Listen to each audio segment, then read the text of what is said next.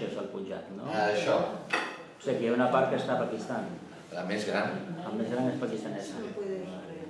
De fet, la majoria, quan diem un pakistanès, gairebé la meitat, bueno, és que no ho he fet molt bé, No, no passa res. però diguem, si aquí hi ha Delhi, és el Punjab, virtualment, i aquí hi ha Lahore, i aquí posaríem Amritsar. Amritsar. Amritsar. De fet, això seria més aviat així. Bueno, més o menys. Doncs ja aprofito abans que comencem, no? Que comencem en 5 minuts. Sí, 5 minutets. Perfecte. Aquí poso 4 paraulotes. Que així quan les digui, quan les pronunci, tot el mundo...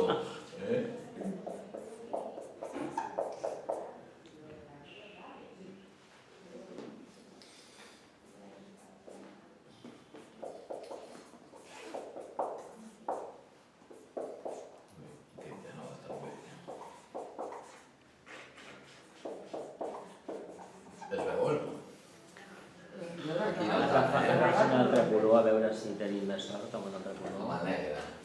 El negre sempre és el que millor tenen. Sí? Cara.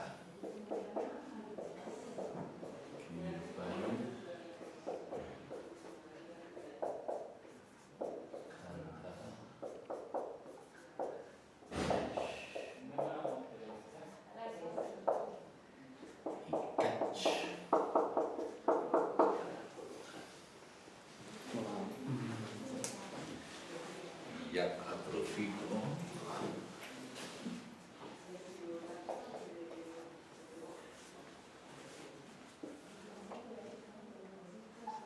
No.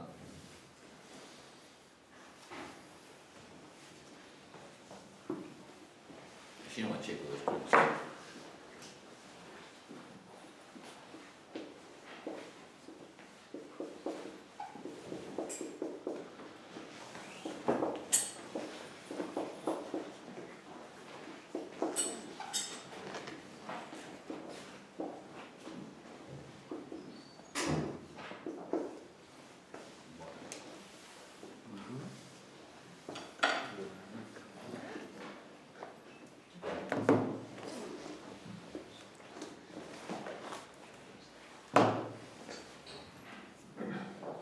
Publicitat, ara primer. Sí. Només l'ensenyo,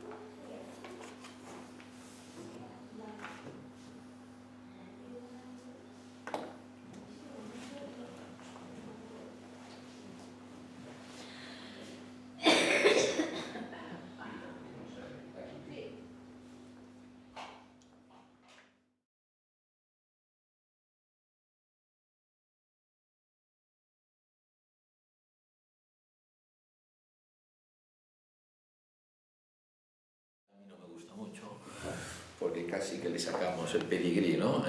Con estas. Pero bueno, sería correcto. El Punjab, para entendernos, es una religión nacida en el Punjab hace 500 años y siempre ha estado muy vinculada a la tierra, a la lengua y a la sociedad panjabí. Y quizás este origen local y por su juventud, que no tiene más de 500 años, pues desde luego no es tan conocido como el hinduismo, como el budismo o incluso con el jainismo, que aunque no es una religión muy conocida, por su antigüedad y su peso histórico, pues hay gente que ha oído hablar. El sikhismo es el gran desconocido de Occidente y sin embargo hasta hace muy poco el primer ministro de la India, no el actual, el anterior, el señor Manmohan Singh, que tenía barba y un turbante, muchas veces azul, era un Sikh, era alguien de esta comunidad o de esta religión. Y hasta el año pasado, el jefe de las Fuerzas Armadas de la India era otro Sikh. Por lo tanto, casi que las dos personas de mayor poder del Estado eran dos miembros de esta comunidad.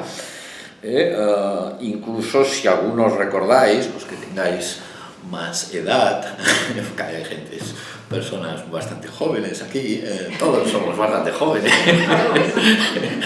pero si os acordáis de los diarios, o aquí como nos habla mucho de la India, quizás no os acordéis de los diarios de los años 80, de principios de los 80 o de mediados de los 80, de finales de los 70, se hablaba de un movimiento Sikh que reclamaba su estado propio, el Jalistán, y ahí había un conflicto, y Sikhs fueron quienes asesinaron a la primera ministra Indira Gandhi en el año 84. Por lo tanto, históricamente, y en tiempos muy recientes, es una comunidad que ha sido protagonista de algunos de los momentos más complejos de la India moderna. Bueno, yo voy a dar una pincelada sobre esta comunidad, introducir un poco a estas personas. ¿Quiénes son los Sikhs? Este sería, bueno, un buen título para la charla de hoy. Se calcula que pueden haber unos 24 o 25 millones de Sikhs en el mundo. Por lo tanto, es una de las grandes religiones del mundo. No es comparable al cristianismo, al islam o al budismo, pero aparte de estas tres, o al hinduismo, de estas cuatro, las siguientes religiones ya tienen cifras de este estilo. Hay más Sikhs que judíos, que judíos no étnicamente hablando, sino religiosamente hablando. De estos 24 millones, o 25, no se sabe muy bien, por factores históricos, que si podemos hablaremos, aunque no pensaba hablar mucho de historia, ha sido una comunidad muy migrante. Por diversos motivos los Sikhs han salido de la zona del Punjab, de donde son originarios, a otras partes de la India. Cualquiera que viaje a la India verá Sikhs en otras ciudades, en Bombay, en Calcuta, en el sur, y por diversos motivos han salido a muchos países del extranjero. Lo avanzo ya así de una manera muy sencilla, en buena medida porque los Sikhs formaron desde tiempos del Imperio Británico la espina dorsal de su ejército. Por lo tanto, allá donde el ejército imperial británico fue, en sus muchas colonias por todo el mundo, hubo siempre una gran cantidad de Sikhs. Por lo tanto, encontramos muchísimos Sikhs en Singapur, muchísimos Sikhs en Sudáfrica, muchísimos Sikhs en Kenia, Sikhs y por supuesto en lo que podríamos llamar los países de la anglosfera, Reino Unido, Estados Unidos y Canadá. En estos tres países por lo menos habrían 3 millones de Sikhs. El que tiene proporción más alta de ellos es Canadá, donde hay zonas en Ontario, Toronto, ahí donde hay una enorme cantidad de Sikhs. Y en el Reino Unido podrían estar rozando el 1 millón de personas. En Estados Unidos también hay muchos. Y aquí, bueno, aquí son mucho menos numerosos, pero en España tenemos unos 7.000 Sikhs. Por lo tanto, tampoco es una comunidad insignificante. Y de esos 7.000, la inmensa mayoría están en Cataluña. Hay una pequeña comunidad en Mallorca y otra en Valencia, pero básicamente habrían más de 5.000 Sikhs en Cataluña. La mayor parte de ellos en el área metropolitana de Barcelona, pero bastantes sobre todo en comunidades, en ciudades o pueblos de Girona. De hecho, yo he dado muchas conferencias sobre los Sikhs, invitado por el alcalde de Olot, o de Santa Coloma de Farners, o de Salt, o de Lloret de Mar, concretamente estos 4 sitios, para hablar de los Sikhs, porque los vecinos no conocen quiénes son estos morenos con turbante y barba que quieren abrir una mezquita, y entonces, bueno, hay que decirles, no, esta gente no son musulmanes, son Sikhs, y un poco lo mismo que voy a hacer hoy mismo. Es verdad que durante la crisis reciente y actual todavía podemos hablar, muchos de estos Sikhs de Cataluña han reemigrado a otros lugares, algunos a Canadá, otros a Alemania, algún otro país de la Unión Europea, porque además enseguida utilizan sus canales familiares o de casta o de amistades para encontrar trabajo allá donde esté el trabajo. Yo creo que es bastante necesario que esta comunidad se dé a conocer y se explique, tarea y que den a conocer su tradición y su religión y sus costumbres. Lo que pasa es que con los Sikhs esa tarea es bastante difícil,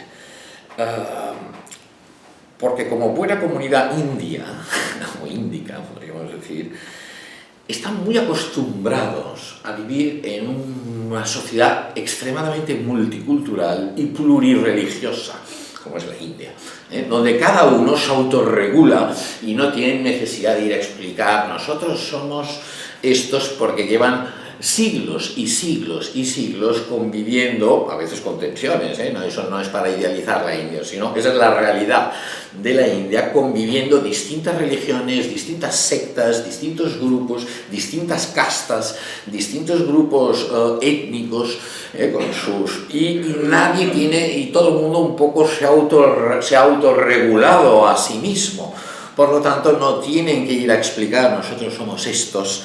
Ocurre que aquí en Europa y quizás más en los países del sur de Europa, que tenemos otro tipo de tradición, quizás un poco de explicación de quiénes son iría bien para que los vecinos supieran con quién tienen al lado, ¿no?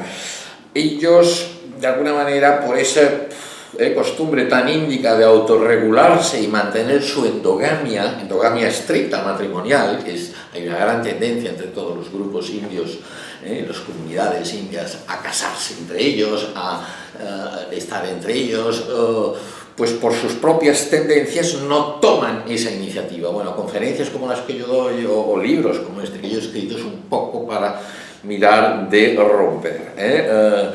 Yo hoy voy a dar así una horita de introducción a quiénes son estos Sikhs, no como Sikh, yo no soy un Sikh, no soy de origen Sikh, soy autor de un libro sobre ellos, sin embargo, pues sí soy un conocedor de la India, un viajero de la India desde hace 40 años, un nieto de indios, por lo tanto, aunque no es la comunidad familiar de mi familia, que es de otra zona y que no tiene vínculos en principio con los Sikhs, como persona fascinada por el fenómeno cultural y religioso y espiritual, creo que vale la pena entender, incluso para entender nuestra propia sociedad, que inevitablemente se ha hecho plural, y tenemos que tener algún referente de quiénes son estos grupos que están hoy en día con nosotros. Bueno, pues acabamos a las 8:30, va a ser difícil para mí. Tranquilo. Sí.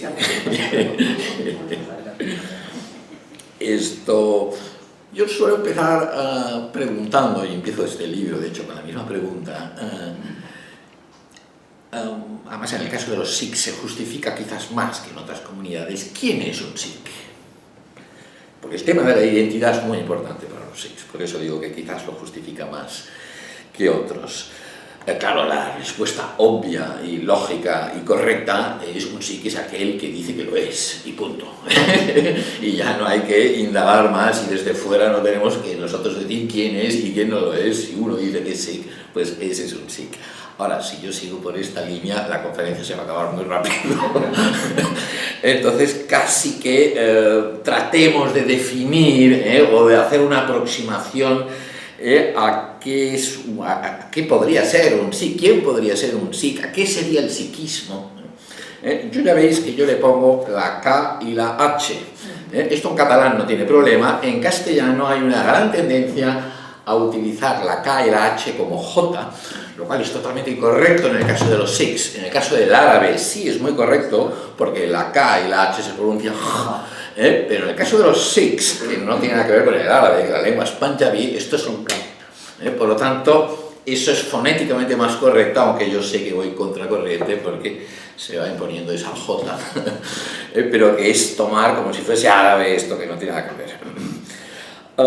Bueno, si nosotros le preguntamos a un Sikh de la calle, aquí de la calle Hospital, o de Badalona, o de Santa Coloma, o Hospitalet, o de Girona, que hay muchos, ¿Cómo definiría un Sikh? Es muy probable, o si uno agarra una enciclopedia o entra en Wikipedia, enseguida se va a topar con esas 5 palabras que, como todas empiezan por la letra K en lengua panjabí, se las suele llamar las 5 Ks. Y una tendencia existe una gran tendencia a definir a los Sikhs en función de las 5 Ks. Kesh, como nos he puesto, Kesh, Kanha, Kirpan, Kara y Kach.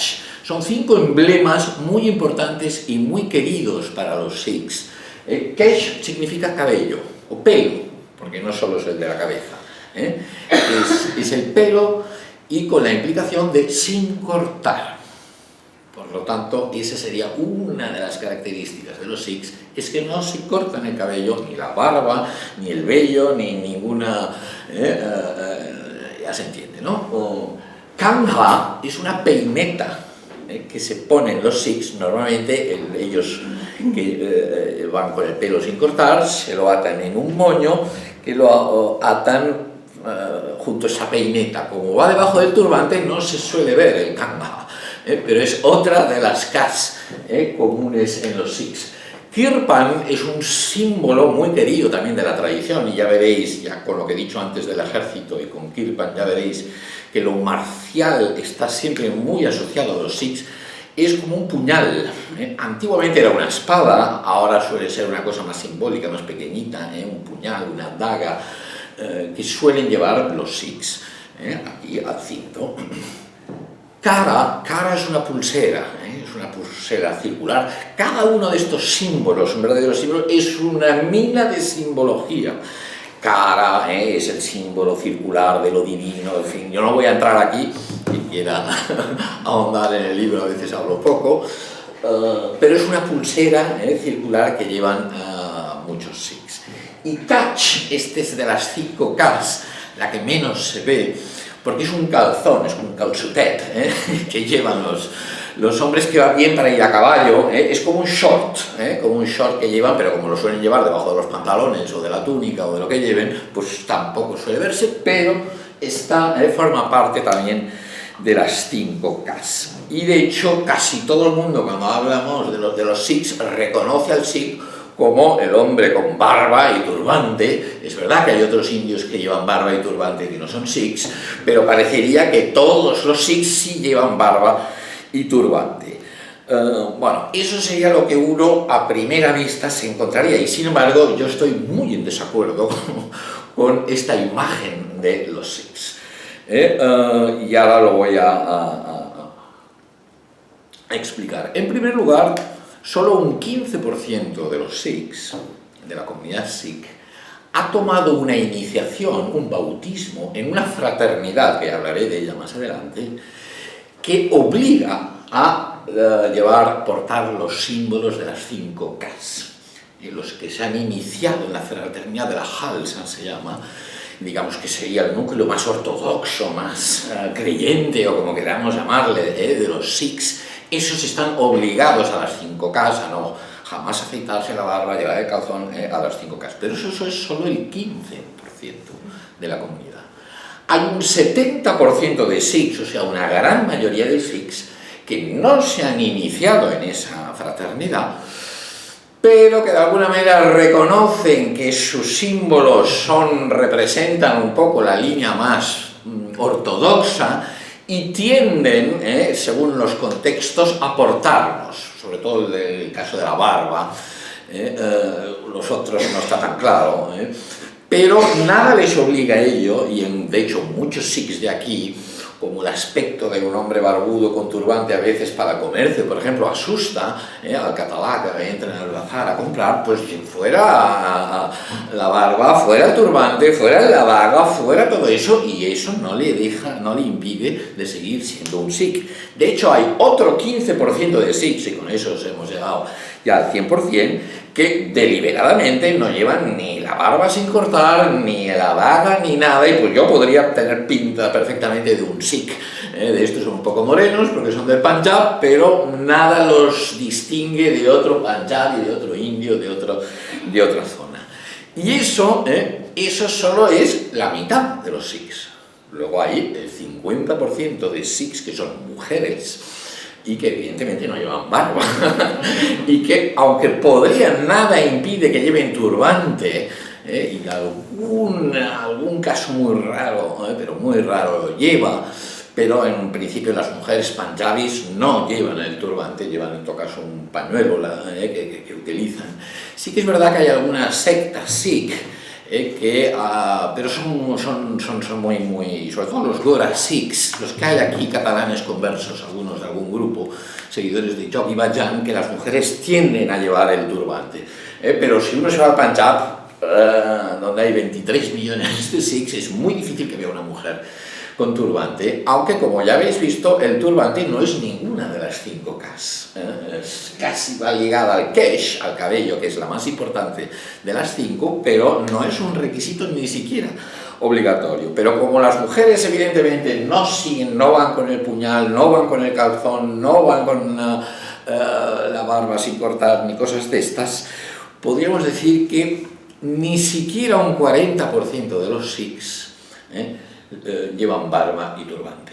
Por lo tanto, yo creo que atendiendo a esto es importante no reducir los Sikhs a aquellos que van con barba y turbante. De hecho, si lo miramos históricamente, hasta los 1850, eso en la India es antes de ayer, realmente muy pocos Sikhs llevaban barba y turbante. Entonces, de ahí uno se puede preguntar, entonces, ¿por qué este cliché, ¿no? Este estereotipo del Sikh con barba? Bueno, pues a veces necesitamos categorías rápidas para manejar, y los Sikhs son los que llevan barba y turbante. Un poco por superficialidad, pero yo creo que hay que hacer un poco el esfuerzo de ir un poco más allá. Y también por el interés de esa ortodoxia Sikh, que ellos han promovido mucho la idea de que sí, para ser Sikh es obligatorio el cumplimiento de las 5 Ks, lo cual en ningún lugar se especifica. Es obligatorio para los que se ordenan en la fraternidad de la Khalsa. Lo que ocurre es que la ignorancia de estas cuestiones, o de quiénes son nuestros vecinos, o de quiénes son estas comunidades que ahora forman parte de nuestro horizonte cultural y social, conduce no solo a grandes malos entendidos, sino incluso a cosas un poco patéticas y dolorosas. La primera víctima en Estados Unidos, después del famoso y nefasto atentado del 11 de septiembre del 2001, la primera víctima post, que fue el día siguiente, fue un pobre Sikh, que era un gasolinero, trabajaba en una gasolinera de Arizona, y fueron unos patriotas estadounidenses, al verlo con barba y turbante, un talibán, bueno, no sé, un musulmán, uno de Al-Qaeda, y ¡pumba!, se lo cargaron. Incluso aquí, el año pasado, no, fue un poco más, hace un par de años, aquí hay varios templos Sikhs en el área de Barcelona, y sobre todo hay uno en Santa Coloma y hay uno en Badalona, y ahí había una pintada en la pared de su templo que ponía «Talibán vesten a casa teva», ¿no? Bueno, talibán, es confundir, ¿no?, la gimnasia con la magnesia, en fin. E incluso ese desconocimiento es el que lleva también, aunque siempre hay partes que pueden ser comprensibles, a que los vecinos se opongan a que los Sikhs abran sus templos en Olot, en Lloret o en Santa Coloma, y luego pues tengamos que hacer esa labor para dar a conocer un poco esa comunidad. Por lo tanto, yo me olvidaría de los 5 Ks, de las 5 Ks, aun reconociendo la importancia que tiene para ciertos Sikhs y para otros que las tienen muy presentes, aunque no sea obligatorio para ellas. Y yo, para definir, y eso va a ser el grueso de mi charla, quiénes son estos Sikhs y qué es el sikhismo, me voy a centrar en 3 palabras, también para seguir lo de las 5 Ks, pero que serán las 3 Gs. Eso no es tradicional, así como esto sí es Panch, Kakar, que quiere decir 5 Ks en Punjabi. Las 3 Gs, esto es un invento mío. ¿No? Bueno, no es mío, de hecho es de un scholar Sikh canadiense, Harjot Oberoi, y yo se lo he plagiado porque va bastante bien. ¿Qué significa la palabra Sikh? La palabra Punjabi deriva del sánscrito. Muchas lenguas del norte de la India derivan de alguna manera del sánscrito, como las lenguas latinas derivan del latín, y deriva de la sánscrita Shishya. Y Shishya en sánscrito es discípulo, significa discípulo. Guru Shishya es la gran relación que se establece espiritualmente en la India, o no espiritualmente, puede ser en la cultura. Un maestro de sitar tiene su Shishya como discípulo. Por lo tanto, los Sikhs son los discípulos. ¿Discípulos de quién? Y entonces ahí viene la primera, un concepto muy famoso de la India, porque todo el mundo habrá oído hablar, de hecho ya se utiliza en castellano, en catalán, en inglés, en muchas lenguas, aunque se ha desvirtuado un poco, pues igual no voy a entrar en eso. Es discípulo de la primera G, del guru. Aquí a veces se dice gurú. ¿Por qué? Porque en ningún lugar en castellano se tiende a acentuar la segunda U como Vishnu. A veces, bueno, en la India se dice del guru, no hay una sílaba fuerte al final. Un Sikh es un devoto, un discípulo de 10 gurús, de 10, concretamente esa palabra, de 10 gurús, de un linaje de 10 gurús que empieza con Guru Nanak. Ese es el primer maestro, el primer guía, el primer gurú de los Sikhs, y yo voy a poner cifras redondas.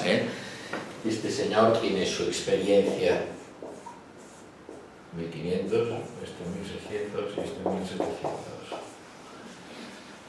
Este nace en 1469 o algo así, no se sabe muy bien, las fechas en la India históricas son siempre muy complejas, pero su experiencia de iluminación, su experiencia trascendente, se calcula que es en el 1499-1500, por poner una cifra. Y él inicia un grupo, un movimiento espiritual que tendrá 9 sucesores después de él. Por lo tanto, un Sikh es un devoto, un seguidor, un discípulo de ese linaje que se inicia con Guru Nanak en el Punjab hace unos 500 años, un poquito más. No, claro, estamos... Sí, un poquito más. Y que acaba con Guru Gobind Singh. Este es el primero, este es el quinto y este es el 10º guru. He dicho que son 10, los del medio no los pongo. Estos son los 3 más relevantes. Que acaba con Guru Gobind, que muere en 1708, pero por eso he puesto ahí el 1700. Lo importante es, hay que entender el significado de la palabra guru en la India y para la comunidad sikh en particular, aunque en este sentido no se diferencia mucho de otras tradiciones de la India. Un guru, como seguramente muchos sabéis, es un maestro, es un preceptor, es un maestro espiritual, pero un profesor de la universidad puede ser un guru, y una profesora de baile es una guruni en femenino. Por lo tanto, cualquier persona es un título de autoridad y de un maestro, un profesor, un doctor, conocedor de algo, se le puede otorgar rápidamente el título de guru. Sin embargo, el significado más común es el de maestro espiritual, es el que tiene una función más religiosa, y más que religiosa, porque un guru nunca es un sacerdote, o no tiene por qué ser un sacerdote, de maestro espiritual. Sin embargo, en la India y en el sikhismo en particular, un gurú es más que un humano que enseña un camino de crecimiento interior. El gurú en la India, o el maestro espiritual en la India, y eso es común al hinduismo, al sikhismo y a otras tradiciones de la India, es realmente aquel que ha realizado lo trascendente. No es aquel que lo conoce, y sí, lo comunica, pero es aquel que previamente ha sido uno con, como queramos llamarle, con lo divino, con Dios, con lo sagrado, con lo luminoso. no es necesario ahora definir estas cuestiones. Por lo tanto, no es un mero mortal. En la India, aquel que ha realizado lo trascendente en sí mismo, que lo ha experienciado, que lo ha aprehendido con una H intercalada ahí en medio, no es un conocedor de lo divino, es lo divino. Eso es muy importante para entender la India. Cualquier persona, como lo divino lo interpenetra todo, el carácter inmanente, no trascendente, el inmanente de lo sagrado está muy acentuado en todas las tradiciones de la India. Básicamente a lo divino no hay que buscarlo allá lejos, hay que buscarlo aquí dentro. Y al buscarlo aquí dentro, realmente aquel que ha purificado, dirán unos, otro ha escuchado, en fin, da igual, por la vía, ha llegado a coincidir con esa esencia divina, esa esencia sagrada en uno mismo, no es que se haya unido a lo divino, es que es lo divino, es que se ha dado cuenta de que es y siempre había sido lo divino. Ese aspecto es muy importante para entender incluso también la reverencia con que los indios, más allá de su religión, tienen a sus maestros espirituales, incluso cristianos, musulmanes, budistas, aunque algunos no te hablan ni de... porque tiene la aureola de que es lo sagrado que te está hablando, es lo divino. De hecho, la palabra que los Sikhs utilizan para referirse a Dios, yo no voy a entrar mucho en las doctrinas de los Sikhs, y simplemente quizás habría que aclarar para los que no sepáis, es que son estrictamente monoteístas. En este sentido no son muy originales, pero la palabra que utilizan muchas para referirse a esa esencia divina. Tienen cantidad de palabras, incluso pueden recurrir a Allah, o a Shiva, o a Ram, pero las que más les gustan tienen siempre el término guru. Wahi Guru sería la que más utilizan, o Akal Purak también les gusta, persona eterna, Satguru. Satguru es quizás también otra de las más utilizadas. Por lo tanto, el gurú divino y el gurú humano son uno. No hay una diferencia sustancial. De ahí que en el libro sagrado de los Sikhs, del cual enseguida voy a hablar, cuando los gurús, los 10 gurús, firman sus himnos, es un libro que tiene toda una himnología mística muy interesante, todos firman con el mismo nombre. Aunque luego sabemos, porque ponen allá una cosita que los podemos saber quién fue el autor, pero en realidad todos firman Guru Nanak, porque todos han realizado la misma unión con lo divino, la misma experiencia con lo sagrado, y por lo tanto pierden su individualidad, pierden su carácter concreto humano. Por lo tanto, ya entendemos que los gurús en la India y en el sikhismo en particular no es un mero humano que explica una doctrina o un camino de liberación, sino que realmente es el símbolo, es aquel que ha realizado esa trascendencia y la comunica. De ahí que la siguiente G es esta, Grant.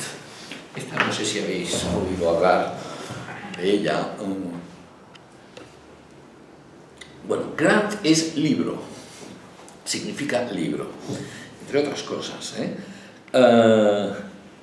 La institución de los 10 gurús, a petición del 10º y último gurú, ya no continuó con más gurús humanos. Antes de morir, Guru Gobind dijo: una vez yo no esté, ya no continuará el linaje ningún gurú, porque el 5º gurú, 100 años antes, ya había tenido a bien de realizar la edición de un libro sagrado que contenía las enseñanzas de Guru Nanak, del segundo, del tercero, del cuarto, y de él mismo, que es el que tiene más poemas en este libro, y al que luego se añadiría un poco más de material.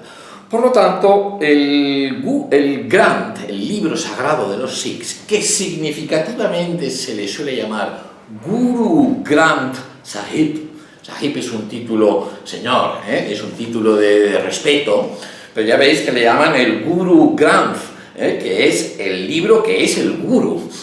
En realidad ellos dicen, ya no es necesario ningún humano que nos explique la senda, porque todas las enseñanzas para realizar lo trascendente están contenidas en este libro sagrado. De hecho, el Guru Granth Sahib, a veces se le llama Adi Granth, también el primer libro, contiene todas las enseñanzas de cara a la liberación, que es normalmente la meta de todas las tradiciones de la India, y de la doctrina monoteísta que expusieron estos 10 gurus sikhs. Hay un par que apenas tienen participación, porque incluso algunos fueron niños y murieron sin haber escrito nada. Y lo que es muy interesante de este libro, no solo de los 10 gurus sikhs, sino de muchos otros santos de la India de la época. Y esto es un punto en el cual conviene pararse un poco, porque la autoridad de este libro es incuestionable en todas las comunidades sikhs.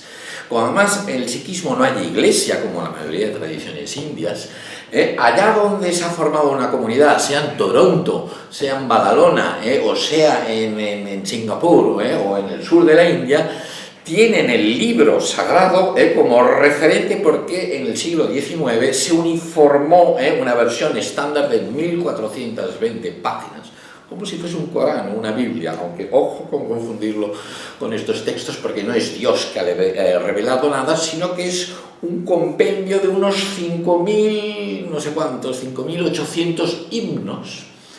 Es poesía mística la mayoría, se parece a San Juan de la Cruz o a Santa Teresa, poesía mística, mucho de Guru Nanak, de Guru Arjan, e insisto, hay casi una veintena de autores que no son, algunos que fueron sikhs, pero no gurus, poquitos, eran bardos, genealogistas, panegiristas, perdón, genealogistas, que participaron un poco y pusieron alguna composición suya, pero lo interesante cuando Guru Arjan decidió recopilar este texto es que incluyó material de santos hindúes y jeques musulmanes. Por lo tanto, la vocación universalista del sikhismo es extremadamente grande, y es el reconocimiento de que esa realización o la aprehensión de lo divino no es patrimonio suyo, que santos hindúes o sufis, básicamente es del jeque Farid, del material musulmán que hay ahí, pero tiene 113 de los 5.800 poemas, hay 113 que son del jeque Farid. El jeque Farid fue un sufi del Punjab del siglo XIII, o sea, muy anterior a los gurus sikhs, y que el Guru Arjan dijo, eso tiene que formar parte de nuestro canon sagrado, del libro sagrado, no sagrado por revelado por Dios, es sagrado porque es la aprehensión de lo divino, y en este sentido se diferencia claramente del Corán, aunque puede tener la misma autoridad que puede tener el Corán o la Biblia para otras tradiciones. El Guru Granth Sahib no es un libro revelado en este sentido.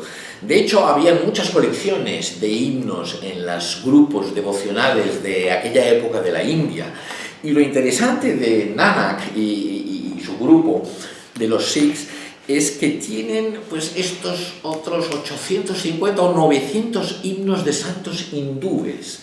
El que más participa es uno muy conocido, que se llama Kabir. De hecho, Kabir es de los místicos más importantes de todas las tradiciones y de la India, extremadamente querido. Y de hecho conocemos más la poesía de Kabir por el Guru Granth Sahib de los Sikhs que no por las colecciones de hindúes o musulmanas, porque Kabir es de estos que se pelean hindúes y musulmanes para ver quién lo tiene, cuando él, igual que Nanak, desecha cualquier categoría y que lo etiqueten. Hay material de Namdev, de Surdas, no voy aquí a recitar todos los santos